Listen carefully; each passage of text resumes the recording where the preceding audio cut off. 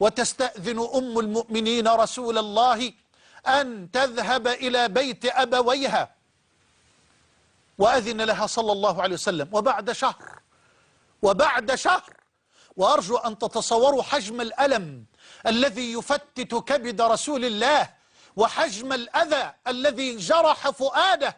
نعم، يذهب إلى بيت الصديق بعد شهر كامل لم ينزل الله آية على رسوله، بل ولم يرى رسول الله رؤية.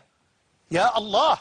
ويدخل على بيت الصديق وعائشة رضوان الله عليها جالسة مضطجعة على فراشها، يكاد أن يفلق البكاء كبدها كما قالت رضي الله عنها.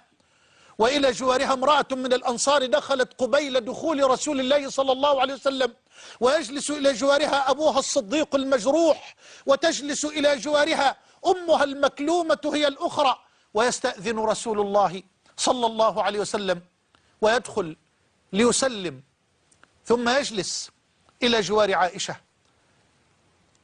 ثم يحمد الله عز وجل ويتشهد ويثني على الله، ثم يقول بأبي وأمي وروحي أما بعد،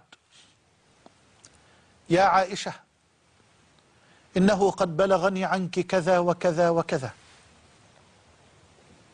يا الله!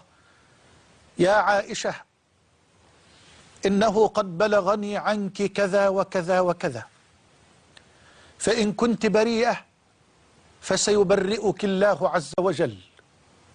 إي والله، فإن كنت بريئة فسيبرئك الله عز وجل، وإن كنت ألممت بذنب فاستغفر الله وتوبي إليه، فإن العبد إذا اعترف بذنبه وتاب تاب الله عليه. يا الله! يا الله! هل تصورت معي قسوة هذه الكلمات على أم المؤمنين عائشة؟ وإن كنت قد ألممت بذنب فاستغفر الله وتوبي إليه، فإن العبد إذا اعترف بذنبه وتاب تاب الله عليه.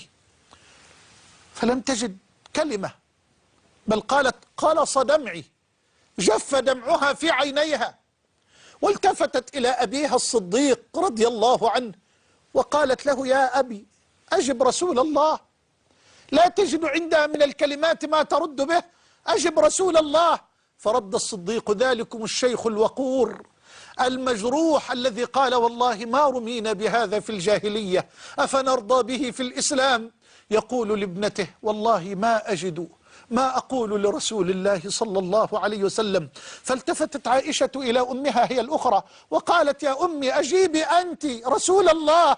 فقالت الأم المجروحة المكلومة هي الأخرى والله ما أجد ما أقول لرسول الله صلى الله عليه وسلم. فقالت رضي الله عنها والله ما أجد لي ولكم مثلا إلا كما قال أبو يوسف فصبر جميل والله المستعان على ما تصفون. فصبر جميل والله المستعان على ما تصفون. تقول أم المؤمنين رضي الله عنها ثم تحولت فاضطجعت في فراشي ورسول الله جالس والصديق جالس وأم المؤمنين في فراشها وأمها تجلس مع امرأة أخرى من الأنصار. تقول فتحولت فاضطجعت في فراشي ووالله إني لأعلم أني لبريئة وأعلم أن الله مبرئي ببراءة، ولكني ما ظننت أن ينزل في وحي يتلى، فلشأني في نفسي كان أحقر من أن ينزل أو أن يتكلم الله في بوحي يتلى. لكن الله يا أستاذة التواضع لا أستكثر عليك ذلك، فأنت زوج رسول الله وأنت بنت الصديق. تقول فلشأني في نفسي كان أحقر من أن يتكلم الله في بوحي يتلى، وإنما كنت أرجو أن يرى رسول الله صلى الله عليه وسلم رؤيا يبرئني الله بها. تقول رضي الله عنها فوالله ما رام رسول الله مجلسه، أي ما فارق رسول الله مجلسه الذي جلس فيه، وما خرج من أهل البيت أحد وإذ برسول الله صلى الله عليه وسلم يأخذه من البرحاء ما كان يأخذه، أي من شدة الوحي، حتى إنه لا يتحدر منه العرق مثل الجمان، أي مثل اللؤلؤ في اليوم الشاتي، أي في اليوم الشديد البرد. وتعلقت الأبصار برسول الله صلى الله عليه وسلم، إنهم يعرفون سمات وصفات الوحي إذا أوحى الله إليه. تعلقت الأبصار وانحبست الأنفاس وخشعت الأصوات فعلا، وانتظر الكل، يا ترى هل هذا الوحي متعلق بهذه المحنة العاصفة؟ نعم، نعم، الله يسمع ويرى ولا يهمل أبدا.